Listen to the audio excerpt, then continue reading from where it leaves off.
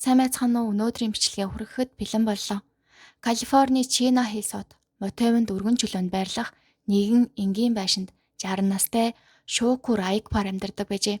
Шүүкүр Хятадд төрсөн хүн байсан. Ойролцоогоор 20 жилийн өмнө тэр Америкийн нэгдсэн улсад цагаачлан ирж өмнөд Калифорнид суурьсан бөгөөд нутгийн уугур иргэдийн нийгэмлэгт маш сайн уусаж чадсан нэгэн байв. Тэр их нэртэй 3 охинтой хэрэг гарсны дараа том охин нь аавынхаа төгсөлтийн үеэр ахуулсан нэгэн зургийг хэвлэл мэдээллийнхэнд өгсөн байдаг. Тэр зураг дээр Шүүкүр их л бахархалтай инээмсэглээд дүүгээ чанга тэрчгсэн зогсож байжээ. Том охин нь аавынхаа талаар ярихдаа аав маань энэ дэлхийн хамгийн сайн аав, хүүхдүүдээ маш их хайрладаг байсан. Зөвхөн бидэнд ч биш, эргэн тойрныхоо хүмүүст үргэлж чин сэтгэлээсээ илдэг ханддаг хүн байсан гэж хэлсэн байна. Хөршүүд нь ч яг адилхан зүйл ярьсан. Шүүкүр бол даруй, халуун дулаан сэтгэлтэй хүн. Хэн нэгэн тусламж хэрэгтэй бол хамгийн түрүүнд гараа сунгадаг хүн байсан гэжээ.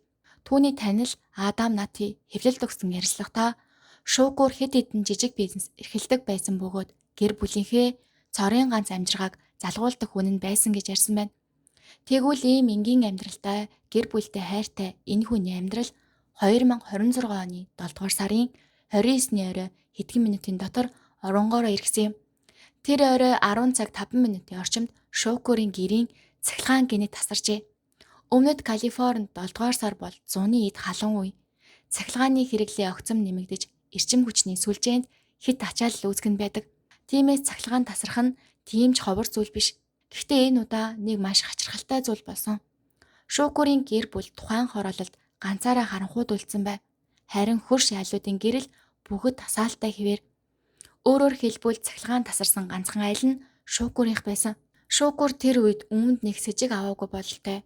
Тэр байшингийн гадна хананд байрлах цахилгааны хуваарлах самбарыг шалгахаар гадагш гарчээ. Магадгүй 5 минутын дараа буцаад гэртээ орно гэж бодсон байх.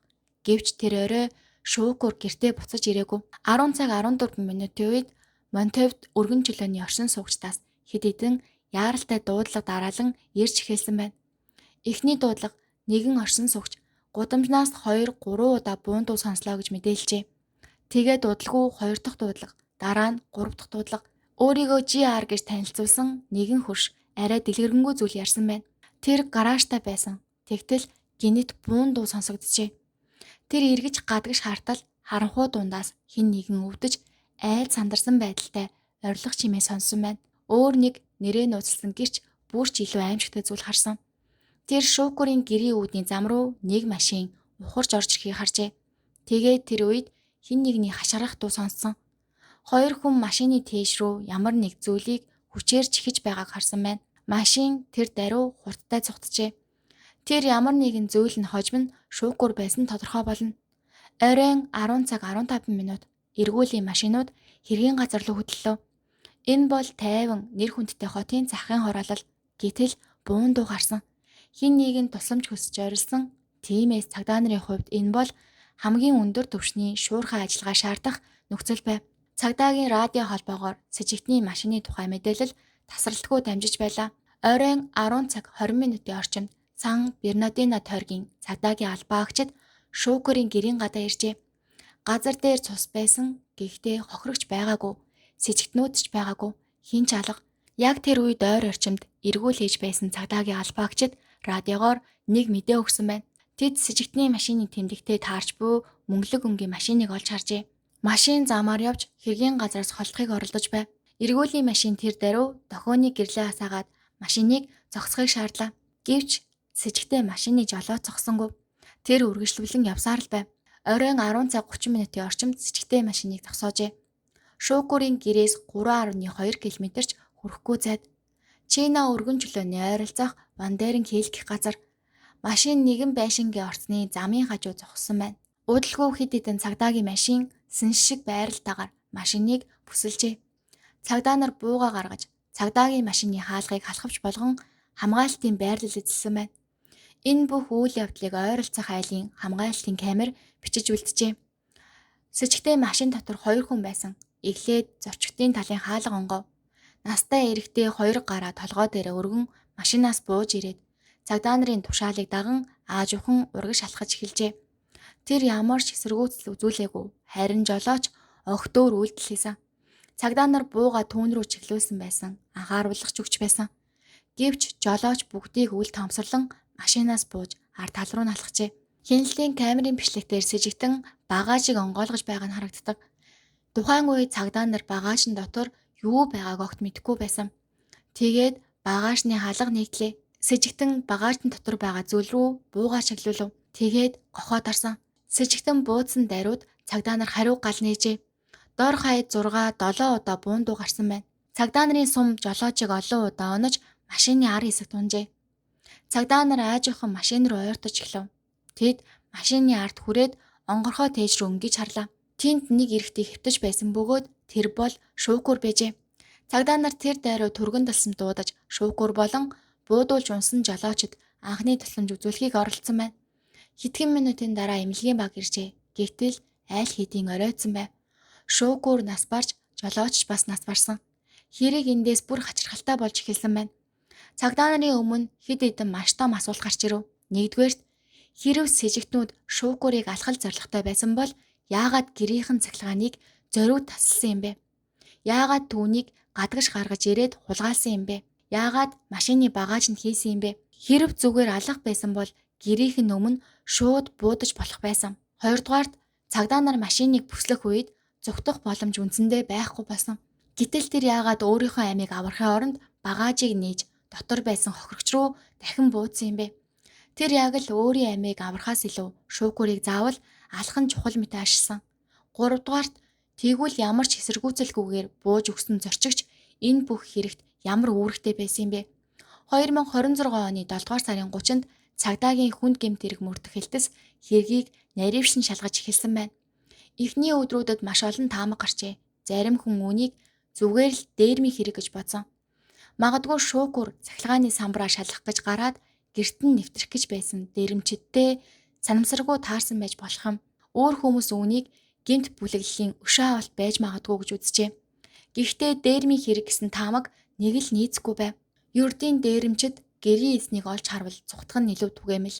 Харин түүнийг буудаж насан турсан иргэдэг машины багаж руу чихээд авч явах нь огт өөр төвшний ажиллагаа.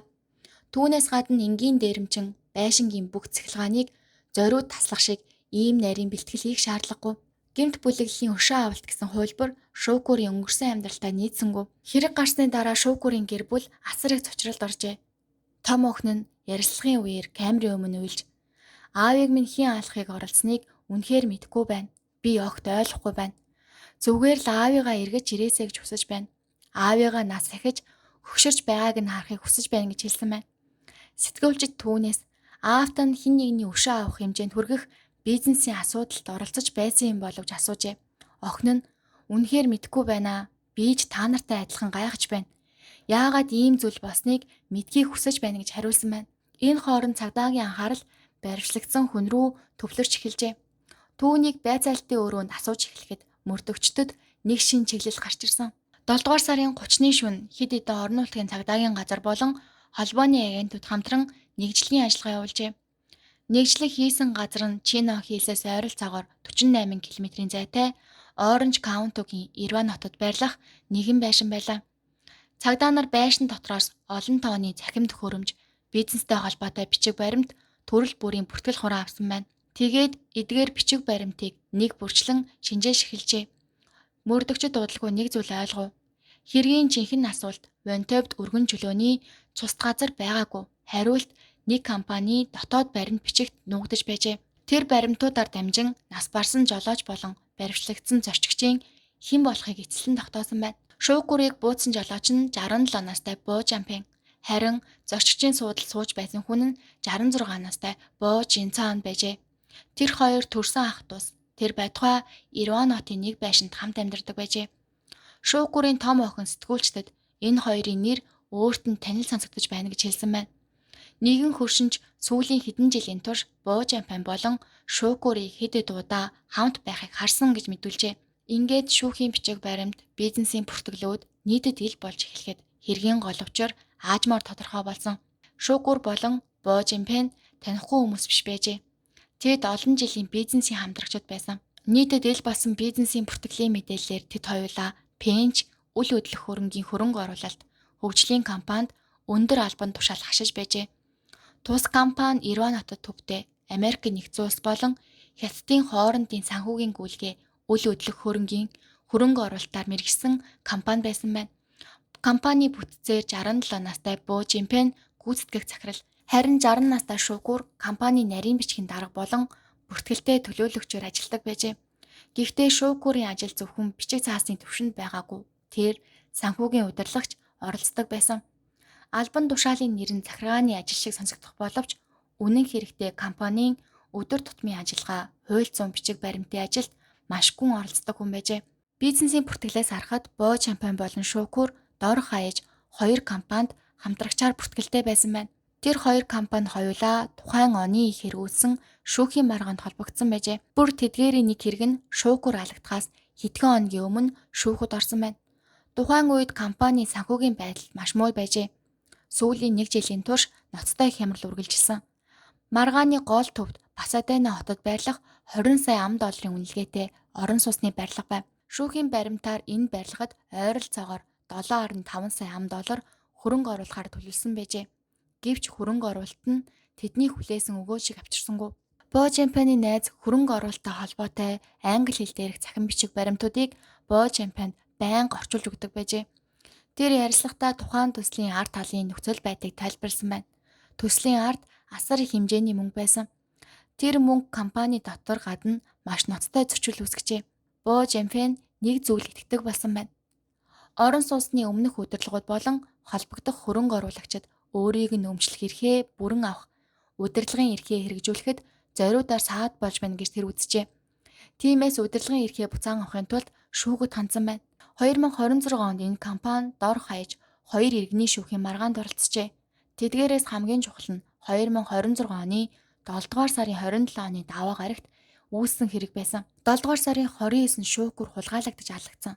Лос Анжелесын шүүхэд гаргасан уг нэхэмжлэр Бо Жинпэн орон сууцны удирдлагын эсрэг зарга мэдүүлсэн байна. Шукурын нэр тухайн хэрэгт шууд хариуцагчаар гараагүй. Гэхдээ түүний үүрэг маш онцгой байжээ. Өмгөөлөгчийн тайлбараар Шукур уг бизнест зуучлагч маягийн үүрэг гүйцэтгэж байсан. Хожим шүүхийн нэхэмжлийн хариуцагч болсон хүнийг Бо Жинпэн анх танилцуулсан хүн нь Шукур байжээ. Тиймээс Бо Жинпэний хувьд Шукур зүгээр хөндлөнгийн хүн биш байсан. Тэр $7.5 сая хөрөнгө оруулалт асуудалд ороход хүргэсэн гол хүмүүсийн нэг гэж Шукурыг боддог болсон байжээ. Бо Жинпэн Шукурын бизнесийн шийдвэр болон санхүүгийн удирдлагад маш их дургуутсаж уурлаж байсан байна. Гэхдээ түүнийг таньдаг хүмүүсийн хувьд дараа нь болсон зүйл бүр ч ойлгомжгүй байжээ. Бо Жинпэний найзын ярьснаар тэр хүчирхийлдэг хүн байгаагүй. Харин ч бараг сар бүр надад бүтэн ууд шин жимс явуулдаг байсан гэж ярьжээ. Ах トゥ хоёр яагаад ийм аимшигтай хүчирхийлэл хийх хэмжээнд хүрснийг ойлгож чадахгүй байгаагаа хэлсэн байна. Үнэн дээр бизнесийн маргаан иргэний шүүхийн хэрэг гэдэг бизнесийн ертөнцид тийм ч ховор зүйл биш. Ердийн хүн юу хийх вэ мэдээж өмгөөлөгч аавна. Шүүхэд нотлох баримтаа өгнө, тэгээд шүүгчийн шийдвэрийг хүлээнэ. Харин Бо Жинпэн ийм замыг хангалтгүй гэж үзсэн бололтой. Магадгүй тэр удаан сунжирсан шүүхийн ажиллагааг хүлээх төвчээргүй байсан. Эсвэл хуулийн аргаар алдсан мөнгөө буцааж авч чадахгүй гэж итгэсэн байж болно. Ямар ч байсан түүний дотор хуримтлагдсан уур ус хонзон эцэстээ өөр зам руу оржээ. Тэр асуудлыг хүчирхийллийн аргаар шийдэхээр шийдсэн байна. 7 дугаар сарын 27-нд иргэний нэхмжил гаргасны дараа Бо Жинпэн болон Бо Жанчаун ажиллагаагаа төлөвлөж эхэлжээ. Тэд галт зэвсэг бэлтгэсэн. Мөн орон нутгийн цагдаагийн автомат дугаар таних системээс зайлсхийхийн тулд өөр мужийн дугаартай машин ашигласан байна. Тэд Шукурын амьдардаг газрыг урьдчилан судлахын тулд Ереванаас Чино хийс хүртэл ойролцоогоор 30 миль явжээ. Тэнд очиод байшингийн гадна хананд байрлах цахилгаан унтраалгын хайрцгийг олж тогтоосон байна. Төлөвлөгөө нь маш энгийн мөртлөө маш тооцоотой байжээ. Гэрт нь нэвтрэхгүй харин цахилгааныг наслана. Тэгээд хохирогч өөрөө аюулгүй гэрээсээ гадагш гарч ирэхийг хүлээнэ. Яг тэр зүйл 7 дугаар сарын 29-ны орой болсон. Энэ мэдээлэл гарч ирсний дараа цагдаа нарын бүсэлтэд орсон үед Бо Жинпэн яагаад тийм туйширсан үйлдэл хийснийг арай ойлгож болохоор болсон. Түүний хувьд Шукур бол хөрөнгө оруулалт болон асар их хэмжээний мөнгийг нь үгүй хийсэн хүн байжээ. Тэгээд цагдаагаас зугтах боломжгүй болсныг ойлгосон тэр мөчид Бо Жинпэний толгойд ганц зүйл байсан гэж мөрдөгчд үзсэн. Шукурыг амьд үлдээхгүй өөрөө өгсөн ч хамаагүй охирогчтой хамт үхэх. 7 дугаар сарын 29-нд болсон хулгайлах болон буудал цааны хэрэгээс 5 хоногийн дараа буюу 8 дугаар сарын 3-нд Сан Бернардино тойргийн прокурор Джейсон Андерсон болон шериф Шеннон Дайкс нар хамтарсан хэвлэлийн баг хурал хийжээ. Тэр өдөр прокурорын байгууллага олонний анхаарлыг маш их татсан нэгэн шийдвэрийг зарласан байна. 66 настай Бо Жанчванд хүн хулгайлах гэмт хэргийн явцад хүн нас барсан гих онцгой хүндрүүлэх нөхцөл бүхий ял тулгажээ. Өөрөөр хэлбэл түүнийг хүнд нөхцөлтэй хүн амины хэрэгт аль бие осоор ялсан байна. Эндээс олон хүн нэг зүйл дээр эргэлзсэн. Яагаад Бо Жанчван өөрөө шүүгүүрийг буудаагүй шүү дээ. Тэр буунд ч хүрээгүй, тэр машины зорчигчийн суудалд сууж байсан. Цагдаа нар буухыг тушаахад шууд бууж өгсөн. Тэгвэл яагаад тэр хамтрагчийнхаа үлдсэн аллагын төлөө хамгийн хүнд ял бүр хугацаанаас өмнө сулагдах хэрэггүй бүх насаар хорих хал эсвэл цаазаар авах ял хүртэл авах боломжтой юм бэ? Үүнийг прокурор хэвлэлийн баг хурлын үеэр тайлбарсан байна. Түүний хэлснээр бүх хариулт Бо Жанчванд оролцсон өөр нэг гэмт хэрэг байсан. Тэр нь хүн хулгайлах хэрэг. Хүн хулгайлах нь мөн чанараараа аюултай гэмт хэрэг. Тиймээс энэ нь хүнд гэмт хэргийн явцад хүн нас барвал хүн амины хэрэг тооцох ойлголт онолтой холбоотой. Калифорний хуулийн дагуу хэн нэгэн угаасаа аюултай хүнд гэмт хэрэгт оролцож тэр гэмт хэргийн явцад хүн нас барвал уг гэмт хэрэгт оролцсон бүх хүн тэр өхлийн төлөө эрүүгэн хариуцлага хүлээдэг гэж тайлбарлажээ. Прокурор шүүгчид бас нэг зүйлийг тодорхойлсон. Шүүгүүрийг шууд буудсан хүн нь Бо Жинфэн.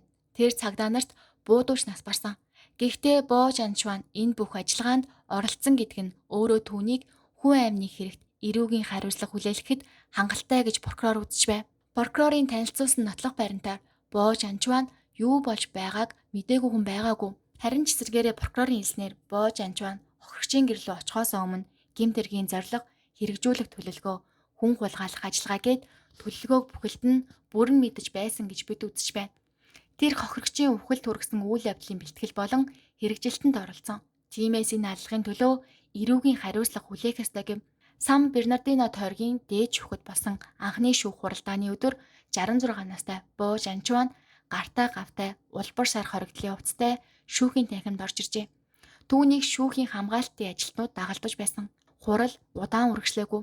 Бо Жанчван англи хэлний бэрхшээлтэй учраас орчуулагчаар дамжуулж бүхнийг сонсож чихэвд зүүн шүүгчийн асуултанд хариулсан байна. Тэр өмгөөлөгчөөрөө дамжуулан хүн амины хэрэг болон прокурорын тавьсан бусад бүх зүйл янгаар өөрийгөө гин буруугүй гэж мэдэгджээ. Прокурорын байгууллага мөрдөн шалгах ажиллагаа дуусаагүй цаашаа үргэлжлэнэ гэж мэдэгдсэн. Тэд хэргийн үйл явдал болон сэдлийг бүрэн сэргээн тогтоохын тулд нэмэлт нотлох баримт гаргаж ирэх боломжтой гэжээ. Хэрэв Бо Жанчван гин буруутай тогтоогдвол түүнийг маш хүнд ял хүлээж байна. Хуулийн хувьд хэрэг ямар бүцтэй болох нь ерөнхийдөө тодорхой болсон. Гэхдээ мөрдөгчдөд одоош нэг том асуулт болсон. Яагаад тэд шүүгүүрийг гэрийнхэн гадаа шууд алаагүй юм бэ? Яагаад машины багажинд хийж авч явсан юм бэ? Зарим шинжээч нэг зүйлийг онцлсан байдаг. Хэрэв өшөө авах нь цорын ганц зорилго байсан бол цахилгааны самбарын өмнө шүүгүүрийг буудах нь хамгийн энгийн, хамгийн хурдан арга байх байсан. Харин насанд хүрсэн эрэгтэйг хүчээр багажинд хийж орон сууцны хорооллоор авч явах нь баригдах эрсдлийг хэд дахин нэмэгдүүлнэ. Тиймээс үүнээс гарч болох хамгийн логик тайлбар нь ах トゥ хоёр анхнаасаа шүүгүүрийг тэр доор нь алхаар төлөлөөгүй байж магадгүй гэсэн таамаг юм. Тэд шүүгүүрийг хөнгүү, аслагдсан газар аваач байцаах зорилготой байсан байж болох юм. Жишээлбэл Пасадена дахь орон сууцны хөрөнгө шилжүүлэлттэй холбоотой мэдээлэл авах, эсвэл тодорхой бизнес шилжүүлэх баримтад хүчээр гарын үсэг зурулах. Ийм зорилго байсан байж болохыг зарим шинжээч үгүйсгээгүй. Гэвч цагдаа нар маш хурдан хариу арга хэмжээ авсан. Шүүгүүрийн гэрээс ердөө 3 км орчим зайд тэдний машиныг олж бүсэлсэн. Ингэснээр ах トゥ хоёрын төлөвлөсөн байж болох бүх зүйл тэр дороо нурсан юм. Энэ хэрэг хоёр гэр бүлийг суурилсан. Түүгээр зогсохгүй өөр нэг гэр бүлд асар их хохирол учруулсан. Мөн өмнөд Калифорний хятад бизнес эрхлэгчдийн хүрээлэл болон уйгуур цагаачдын нийгэмлэгт арьшгүй шарх үлдээжээ. Эцсийн эцэст бизнесийн алдагдал, мөнгөний маргаан, шүүхийн асуудал, өшөө орсол болон хуурж хамгийн харгас хүчирхээлд хүрсэн. Гэхдээ төгсгөл нь хинч хожоогүй. Шүүгүүр Айкбарын эхнэр нөхрөө алдсан, 3 охин аавыгаа алдсан. Харин хүн амны хэрэгт ял тулгасан ч тэр алдаглыг нөхөж чадахгүй. Түүний охин нэг зүйл хэлсэн байдаг. 20 сая $20 бизнесийн маргаан хичнээн төвхтэй байсан ч 60 настай нэг хүнийг өөрийнх нь гэрээ өмнөөс харанхуйд хулгайлан авч явж машины багажинд хийж эцэст нь амь насыг хохирох ямар ч шалтгаан байж болохгүй. Одоогоор шүүх ажиллагаа урт төвөгтэй хууль зүйн шат дамжлагын дагуу үргэлжилж байгаа. Боо Жанчванд хүн амны хэрэг болон хүн хулгайлах гэмт хэрэгт ял тулгаад байгаа. Калифорни хуулийн дагуу хүндрүүлэх нөхцөл үйлчлбэл тэр хугацаанаас өмнө сулагдах хэрэггүй бүх насаар хорихяал эсвэл бүр цаазаарах ял хүртэл сонсч болзошгүй. Одоогоор хэрэг урьдчилсан шүүх хуралдааны шатандаа байна. Энэ хэрэг цаашид хэрхэн шийдэгдхийг шүүх тогтооно. Харин нэг зүйл тодорхой. Бизнесийн маргаан хэдэн сая долларын алдагдал үс хонзонгийн цаана эцэст нь нэг хүний амь, хоёр гэр бүлийн амьдрал, олон хүний сэтгэлд үлдэх шархалджээ. Өнөөдрийн бичлэгээ дуустал үзсэн та бүхэнд баярлалаа. Дараагийн дугаараар дахин уулзцгаая.